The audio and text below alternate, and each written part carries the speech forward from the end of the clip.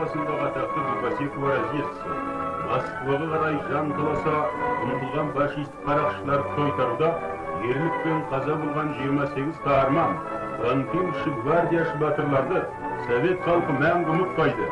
Совет армиясының 30 жылдық күндерінде Москва мен Қазақстан еңбекшілерінің және генерал Панфилов атындағы гвардия дивизиясының өкілдері даңқты батырлардың қабіріне келіп құрмет көрсетті. Қазақстан еңбекшілерінің атынан полковник Бауыржан Момышұлы, Қазақ СССР министрлер советі атынан Сапарғалиев Жолдас батырлардың қабіріне апарып гүл қойды.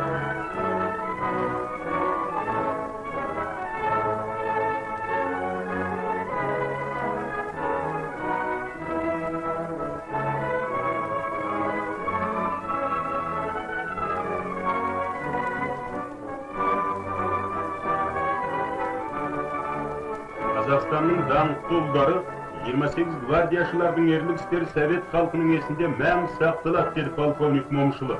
Фашистердің 60-таңғысына қарсы сұрапыл ұрыста Совет жауынгерлерінің батырлардың ерлігі мен табандылығы жеңіп шықты. Қазақстан жауынгерлері өздерінің сүйікті отанын қорғауда қанында жанында аяған жоқ. Олар бір қадамда кейін шегінбейміз деп ант етті. Бұлардың мәңгі өшпес жауынгерлік батырлық істері Совет адамдарын жаңа еңбек ерліктеріне рухтандырып отыр.